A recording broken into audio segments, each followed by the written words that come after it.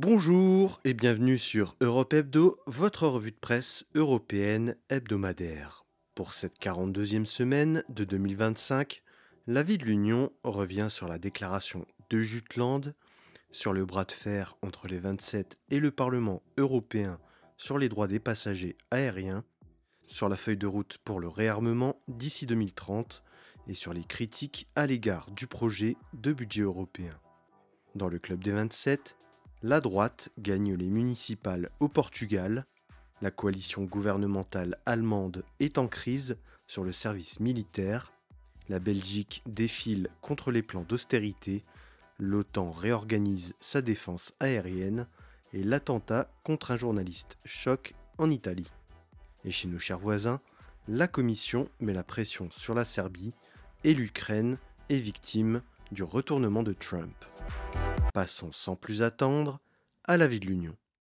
Numérique, la déclaration de Jutland sur la protection des mineurs adoptée. C'était un des objectifs de la présidence danoise du Conseil de l'UE pour son semestre, adopter une déclaration concernant la protection des mineurs en ligne. Vendredi 10 octobre, les ministres du numérique des 27 se réunissaient pour adopter la déclaration de Jutland, texte non contraignant, simple déclaration d'intention, mais qui doivent donner un poids politique suffisant pour que la Commission européenne propose des textes en accord avec la déclaration. À l'exception de la Belgique et de l'Estonie, les autres États membres l'ont tous signé, accompagnés aussi de l'Islande et de la Norvège. La Belgique s'explique en disant qu'elle soutient les objectifs de la déclaration et que même si elle ne la signe pas pour le moment, elle procédera à des auditions d'experts, de la société civile et des acteurs industriels pour concevoir la future législation belge en complément de la future législation européenne. La Belgique entend donc rendre sa loi nationale plus contraignante. La Norvège pense déjà à fixer l'âge minimum d'accès aux réseaux sociaux à 15 ans. Dans l'ensemble, les 27 sont favorables à une législation plus stricte. Chypre, qui assurera la prochaine présidence tournante du Conseil de l'UE, veut faire de la protection des mineurs en ligne une priorité. Chypre veut d'ailleurs rejoindre le projet pilote sur la vérification d'âge sur les sites internet. Le contenu de la déclaration ne fixe que des objectifs sans formaliser les détails. Elle laissera à la Commission européenne l'initiative de remplir ces objectifs en les traduisant légalement par des propositions de règlement ou de directive. Le Digital Service Act ne permet pas de fixer un âge universel à travers l'UE, l'âge minimum est une prérogative nationale. La Commission devra donc faire des études d'impact afin d'équilibrer les responsabilités.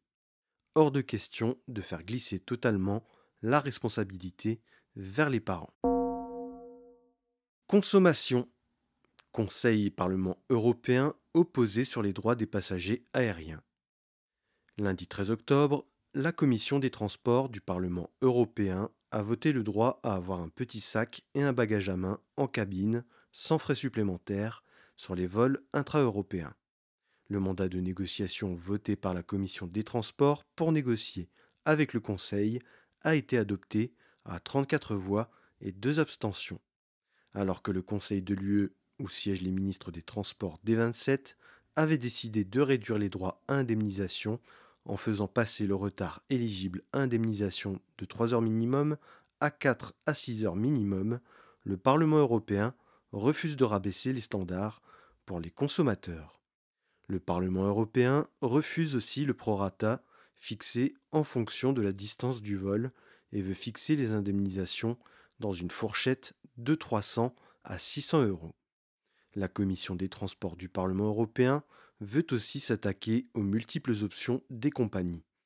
Par exemple, le Parlement européen veut qu'il soit possible d'avoir son enfant de moins de 14 ans à côté de soi sans frais supplémentaires. Aussi, la Commission parlementaire veut mettre fin aux tarifs administratifs exorbitants pour rectifier une erreur d'orthographe au moment de l'enregistrement. Sans surprise, les compagnies aériennes fustigent les prises de position des eurodéputés. L'association des compagnies aériennes, Airlines for Europe, affirme que les passagers sont favorables à l'idée de faire payer les bagages à main si cela se traduit par une baisse du prix du billet. Airlines for Europe plaide aussi pour le fait que le rallongement du délai de retard donnant droit à indemnisation permettrait d'éviter 40% des retards et explique que le délai de 3 heures empêche de pouvoir trouver des avions et des équipages de secours en cas de pépin. Les arguments alambiqués des compagnies servent surtout à gagner du temps et de l'argent. Un avion de secours met 5 heures à être préparé en amont d'un vol.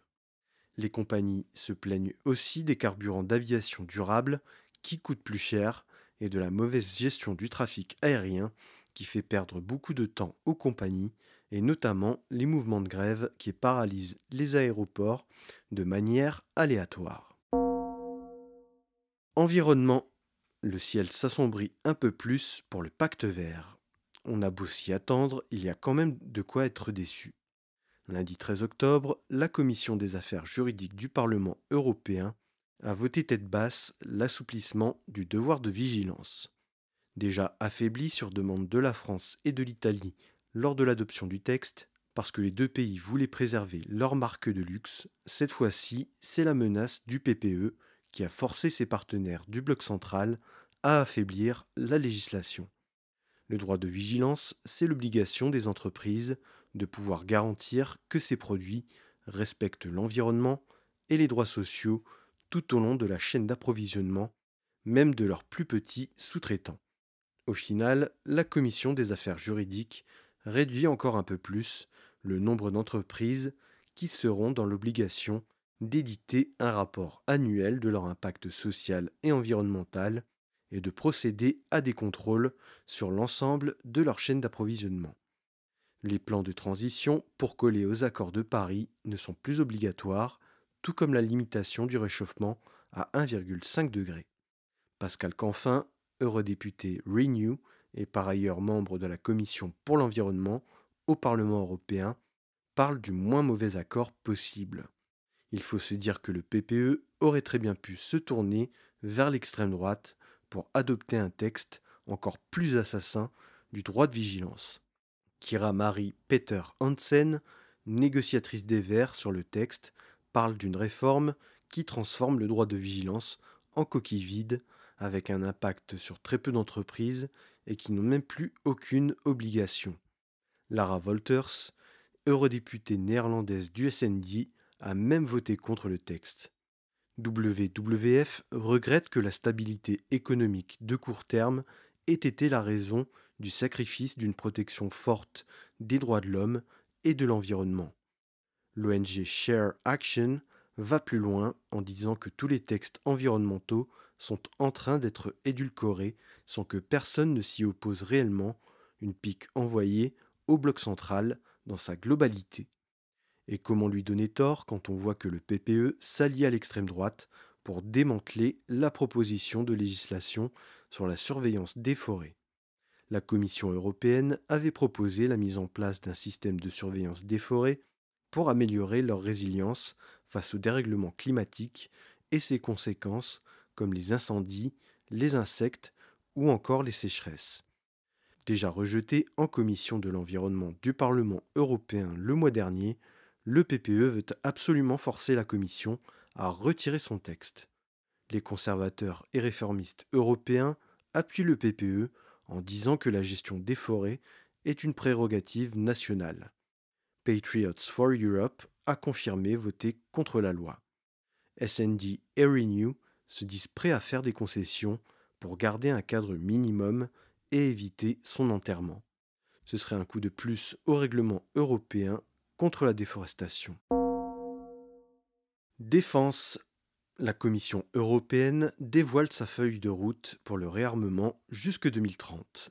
Investir plus, ensemble et européen, tel est le mot d'ordre de la feuille de route de la Commission européenne pour le réarmement de l'Union à l'horizon 2030.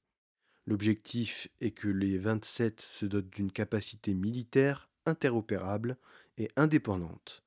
Une feuille de route qui veut clairement rivaliser avec la Russie, qui consacre 40% de son budget annuel à la défense, ce qui représente 7% de son PIB. Depuis le début de la guerre en Ukraine, les 27 ont fait d'énormes efforts. Ils sont passés de 218 milliards d'euros de dépenses de défense en 2021 à 392 milliards d'euros en 2025. Là où le bât blesse, c'est que moins de la moitié de l'équipement militaire acheté est européen. La Commission met 4 projets phares en avant: la surveillance du flanc oriental, le mur anti-drone européen, le bouclier aérien et le bouclier spatial. La création du système de surveillance du flanc oriental est espérée d'ici à la fin de l'année et devra être opérationnelle d'ici à fin 2028. Le mur anti-drone devrait pouvoir commencer sa mise en place d'ici à fin 2026 et devra être pleinement opérationnel d'ici fin 2027. Pour ces deux priorités, la Commission européenne veut accélérer les achats communs et l'augmentation de la production industrielle européenne via le programme européen pour l'industrie de défense, EDIP, qui est doté d'1,5 milliard d'euros dans le cadre du budget pluriannuel 2021-2027, mais la Commission espère que le Conseil et le Parlement européen s'accorderont sur une augmentation significative de la dotation du programme dans le budget 2028-2034. Pour renforcer EDIP, le programme SAFE, qui est issu de l'emprunt contracté par la Commission pour les 27 à hauteur de 150 milliards d'euros, devra être à moitié versé avant 2028. La Commission veut favoriser les coalitions de capacité, des coalitions qui doivent rassembler plusieurs pays sur un type d'armement. Par exemple, les Pays-Bas ont réuni mercredi à La Haye une coalition sur les drones avec la Lettonie et la Croatie. L'exécutif européen a fixé 9 domaines prioritaires, dont les missiles à longue portée, la défense antimissile, l'artillerie, le cyber et l'IA, l'espace et les drones. Ce sera l'Agence européenne de défense qui sera chargée de faire le suivi des avancées des États membres et qui devra rédiger un rapport annuel sur les progrès effectués. En ce qui concerne le bouclier aérien, la Commission veut jouer la coopération avec l'OTAN et espère aboutir à une protection intégrée et multicouche. Et le bouclier spatial devra protéger les actifs et les services spatiaux européens, mais aussi monter en gamme dans ses capacités de défense spatiale, comme dans la lutte contre le brouillage et les usurpations d'identité. Le bouclier spatial sera lancé au deuxième semestre 2026. Par ailleurs, à travers cette feuille de route, la Commission entend multiplier l'éco-entreprise de défense avec l'Ukraine, assurer la sécurisation des approvisionnements en matières premières, rapprocher les industries innovatrices des armées, créer un marché européen des équipements de défense avec réforme des marchés publics et des transferts intra-UE avant fin 2026, de mettre en place un espace de mobilité militaire à l'échelle de l'UE et de réformer le cadre concurrentiel pour faciliter les coopérations entre industries de défense. Maintenant, à la Commission de se lancer dans l'élaboration du paquet de textes qui doivent venir traduire cette feuille de route pour les 5 prochaines années. Budget, une proposition de CFP qui ne convient à personne et qui pourrait nourrir l'euroscepticisme d'après la Cour européenne des comptes. Comme je vous le raconte depuis plusieurs semaines, le cadre financier pluriannuel 2028-2034, le prochain budget pluriannuel de l'UE, est critiqué de toutes parts. Les agriculteurs reprochent une baisse des dotations de la politique agricole commune et la suppression des éléments communs de la politique. Les régions se sont senties mises de côté lors de l'élaboration du budget, alors qu'ils sont en première ligne au niveau local. Les ministres de l'Agriculture et le Parlement européen non plus ne sont pas convaincus du bien fondé de la proposition de l'exécutif européen. Siegfried Mureşan, vice-président du PPE et un des principaux négociateurs du budget pour le Parlement européen, a demandé des modifications à la Commission d'ici novembre. Les plans nationaux, qui rassemblent les fonds régionaux et la politique agricole commune, ne peuvent pas être rejetés seuls par le Parlement européen. Le Parlement européen ne peut que valider ou rejeter le budget en bloc, ce qui amorcerait une crise politique européenne majeure. SND rejette lui aussi le projet de la Commission, tout comme les Verts et Renew. L'ensemble du bloc central est mécontent. Les plans nationaux représentent 865 des 2000 milliards de budget proposés, mais autant la PAC que les fonds régionaux ont subi une coupe massive de leurs crédits. Le PPE est divisé sur la stratégie à adopter. Du côté des auditeurs, la Cour européenne des comptes a fait part de ses inquiétudes concernant le projet de budget de la Commission européenne. La Cour européenne des comptes redoute que le projet de budget nourrisse l'euroscepticisme, notamment parce que les contrôles sur le bon usage de cet argent seront moins stricts.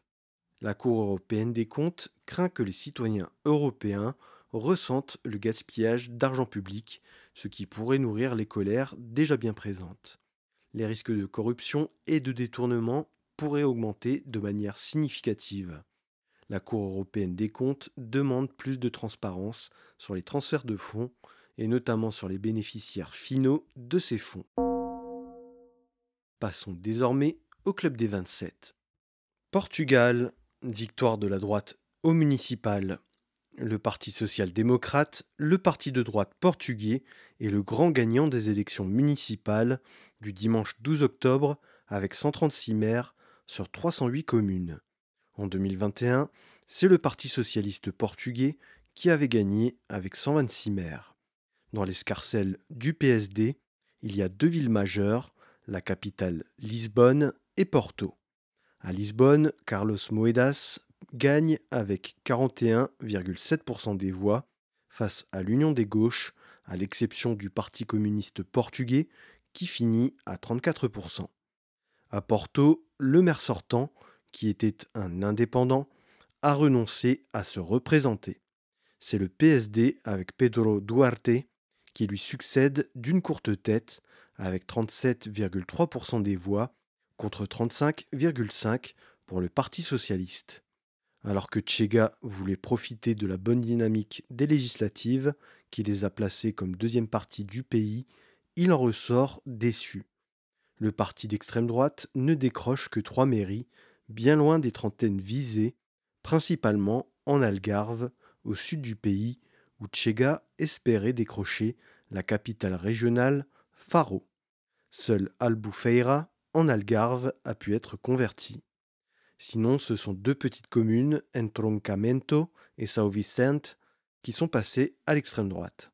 En tout, Chega ressort avec 134 conseillers municipaux, dont un à Lisbonne.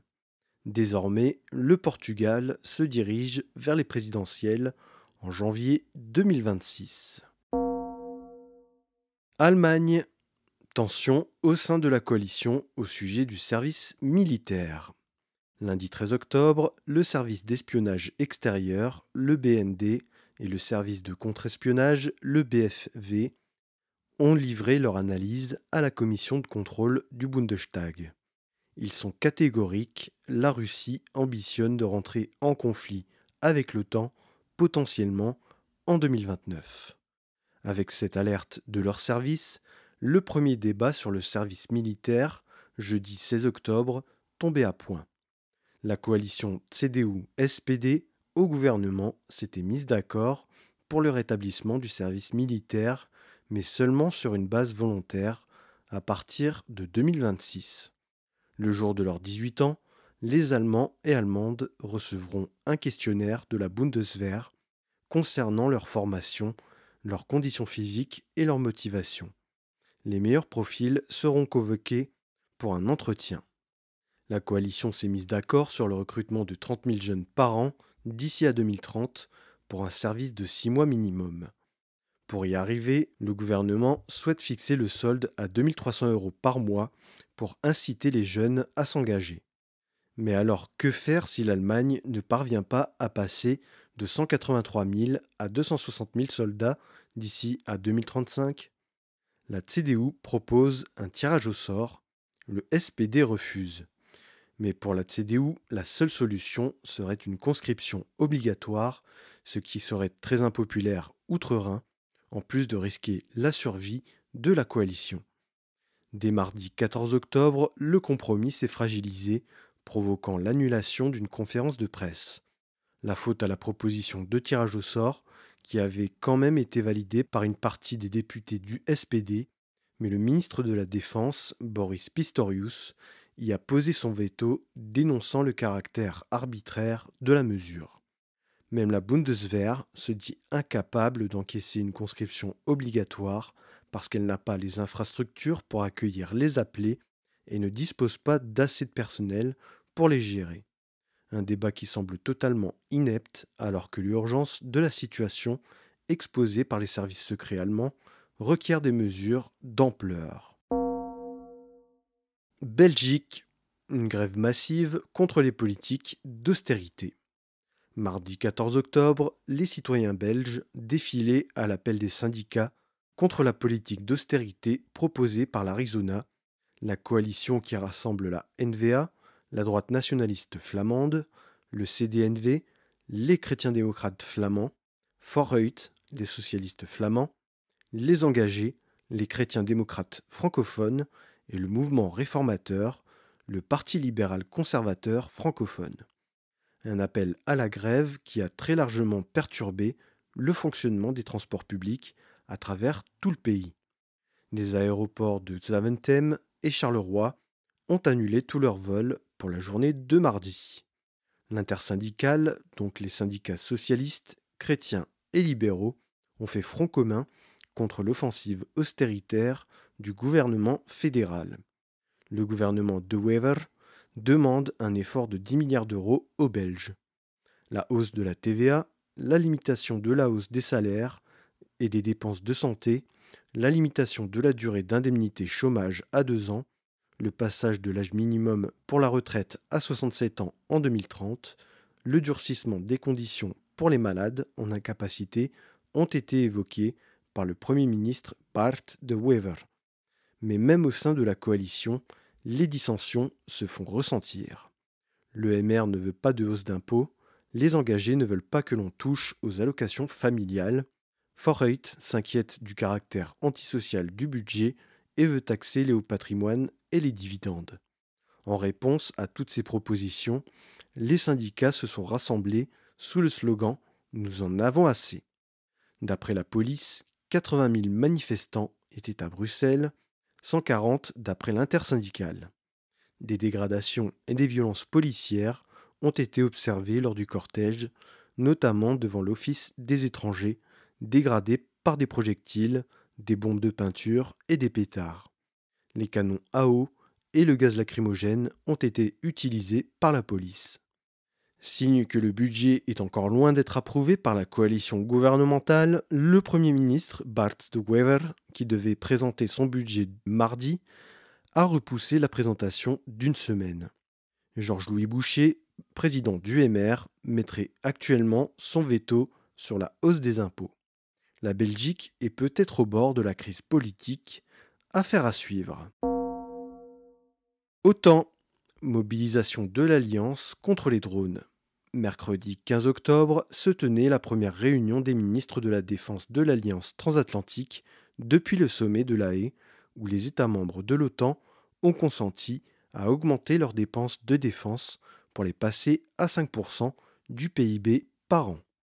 Cette première réunion avait pour but de faire le point sur les engagements et l'élaboration d'un plan pour contrer la menace russe. Au mois de septembre, la Pologne, la Roumanie, le Danemark, la Belgique et l'Allemagne ont été victimes d'incursions de drones, alors que l'Estonie a vu 3 avions de chasse russes s'introduire illégalement dans son espace aérien.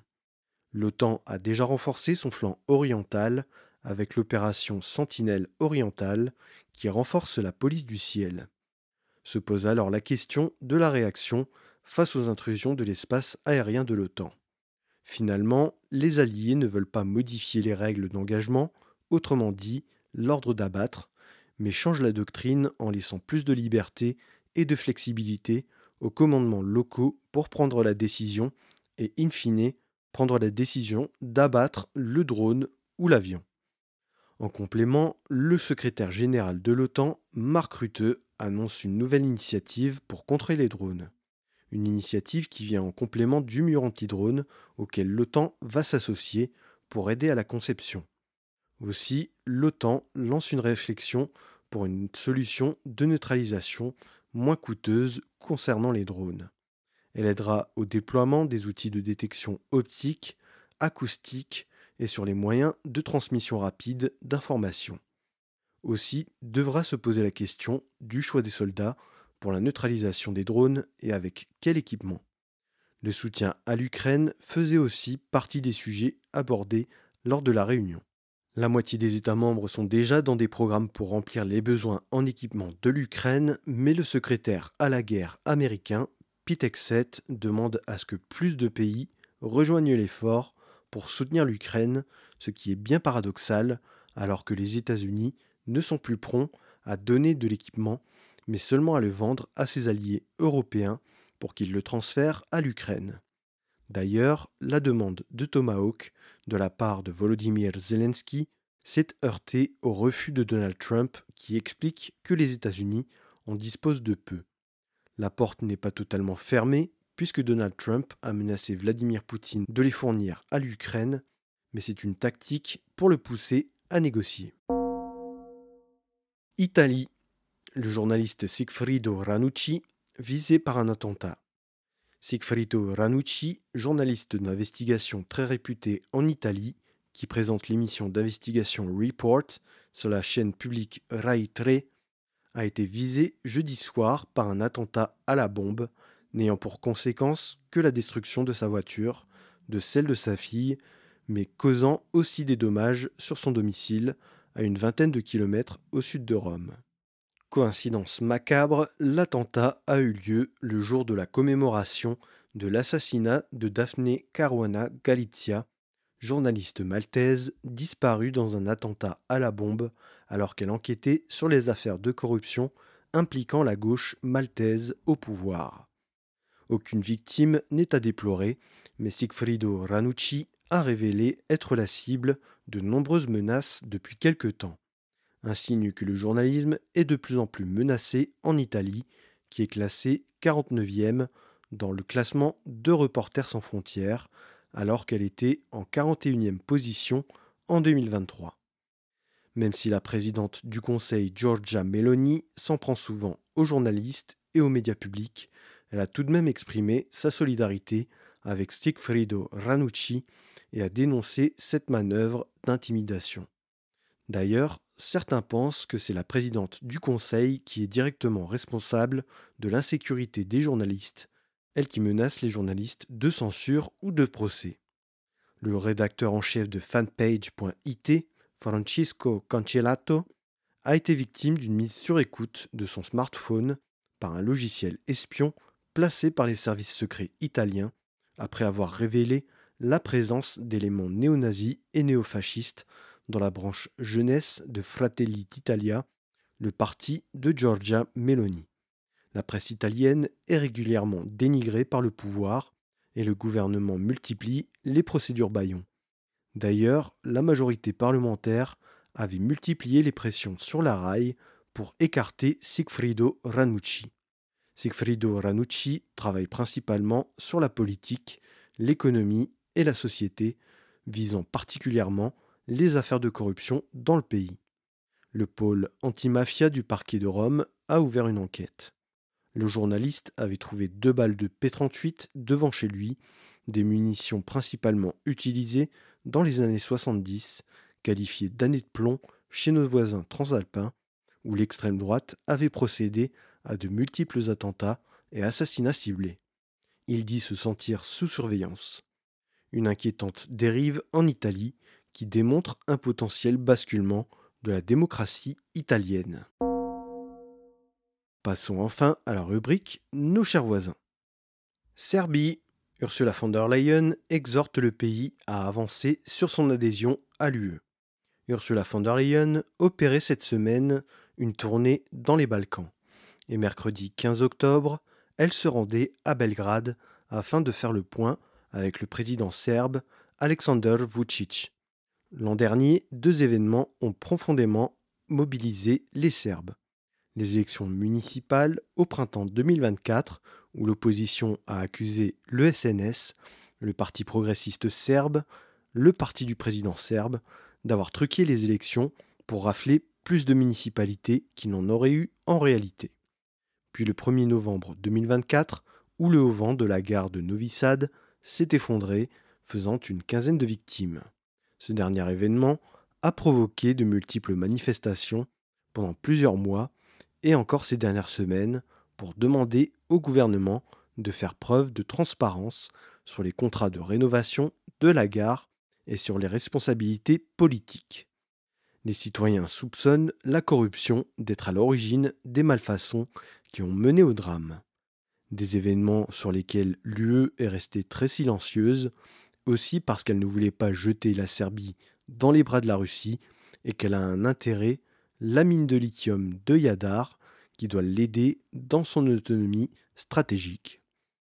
Cette fois, Ursula von der Leyen exhorte le président serbe à accélérer sur l'adhésion de la Serbie à l'UE, qui est candidate depuis 2009, mais stagne depuis plus d'une décennie.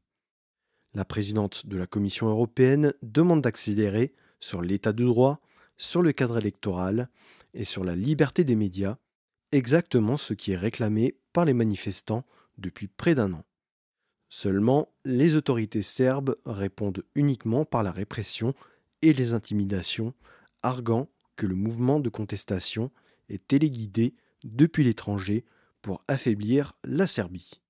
Ursula von der Leyen laisse la porte ouverte à la Serbie. La Serbie a ouvert 22 des 35 chapitres qui doivent tous être remplis pour pouvoir postuler à une adhésion à l'UE, mais seulement 2 sont arrivés à leur terme, ce qui démontre le peu de progrès de la Serbie sur son adhésion européenne. L'Union européenne attend que la Serbie s'aligne plus sur sa politique étrangère, notamment sur les sanctions à l'égard de la Russie. L'Union européenne joue la solidarité avec la Serbie sur le gaz et le pétrole, alors que la Serbie est touchée par les sanctions internationales, en permettant à la Serbie de se connecter au réseau européen d'énergie et espère en contrepartie une plus grande coopération de la Serbie. Ukraine. Volodymyr Zelensky, encore victime des tergiversations de Donald Trump. Jeudi 16 octobre, Donald Trump s'est entretenu au téléphone avec Vladimir Poutine la veille de la réception du président ukrainien Volodymyr Zelensky à la Maison-Blanche. Un appel qui débouche sur une promesse du président américain d'organiser un sommet dans les 2 prochaines semaines avec la Russie à Budapest. Une réunion entre conseillers de haut niveau, notamment les ministres des Affaires étrangères russes et américains, Sergei Lavrov et Marco Rubio, aura lieu la semaine prochaine avant que Vladimir Poutine et Donald Trump ne se rencontrent à Budapest. Une réunion qui fait énormément débat puisque l'Union européenne n'a pas mis sous sanction le président russe, mais il n'aurait théoriquement pas le droit de se rendre à Budapest ni de survoler l'espace aérien européen puisque les vols russes sont interdits dans l'Union. Il faudrait une dérogation ou que l'avion présidentiel russe passe par les Balkans occidentaux en contournant l'Union européenne par le sud. Aussi, Vladimir Poutine est sous le coup d'un mandat d'arrêt international. Mais le choix de Budapest n'est pas anodin, tant Viktor Orban est proche des 2 présidents et qu'il a annoncé vouloir retirer la Hongrie de la Cour pénale internationale. Aussi, l'Ukraine ne serait pas conviée à ce sommet, ce qui ne devrait déboucher sur aucune résolution du conflit, ni même à un cessez-le-feu, à moins que Donald Trump n'impose des conditions inacceptables à l'Ukraine. Volodymyr Zelensky devrait être en visio lors de ce sommet. Alors que Volodymyr Zelensky demandait avec insistance des Tomahawks, Donald Trump a ouvert l'éventualité avant de la refermer après s'être entretenu avec Vladimir Poutine en arguant que son armée en dispose de peu et qu'elle veut les garder pour elle. La Russie propose de relancer de grands projets comme le tunnel de 112 km qui pourrait relier l'extrême orient russe à l'Alaska via le détroit de Bering. Vendredi, le président ukrainien a poursuivi son entreprise de persuasion à la Maison-Blanche. Mais rien n'y fait. Grisé par le cessez-le-feu au Moyen-Orient, Donald Trump veut encore arracher une victoire diplomatique, quitte à laisser l'Ukraine de côté. Alors qu'il avait eu des mots flatteurs pour l'Ukraine ces dernières semaines, il remet l'agresseur et la victime sur un pied d'égalité. Le président ukrainien a tenté d'arracher un maintien du soutien américain concernant les équipements militaires et l'énergie, son secteur énergétique étant particulièrement visé par les frappes russes ces dernières semaines. Volodymyr Zelensky a tenté de persuader son homologue américain d'échanger des milliers de drones de savoir-faire ukrainien contre des Tomahawks. Rien n'y a fait. La visite de Volodymyr Zelensky ne s'est conclue que par de vagues promesses concernant le prochain sommet. Voilà, c'est ainsi que s'achève la 42e semaine européenne de 2025. Merci pour votre écoute. Si vous avez apprécié cet épisode, abonnez-vous sur votre plateforme préférée, que ce soit Spotify, Deezer, Apple Podcast, Amazon Music, YouTube ou YouTube Music, et n'oubliez pas d'y laisser votre avis, que ce soit en nombre d'étoiles ou en like. Pour ne rien rater des publications du podcast, suivez Europe Hebdo sur Facebook, Instagram et LinkedIn, et n'hésitez pas à liker, commenter et partager les publications pour en augmenter la visibilité. Si vous avez une remarque, une question ou une suggestion à faire pour le podcast, n'hésitez pas à vous inviter dans mes messages privés, je me ferai un plaisir de vous répondre. Et si vous voulez dévorer le nouvel épisode du podcast dès sa sortie, abonnez-vous pour recevoir la newsletter du podcast, le lien est à retrouver en description de cet épisode. Je vous donne rendez-vous lundi prochain, 17h30, sur Europe Hebdo.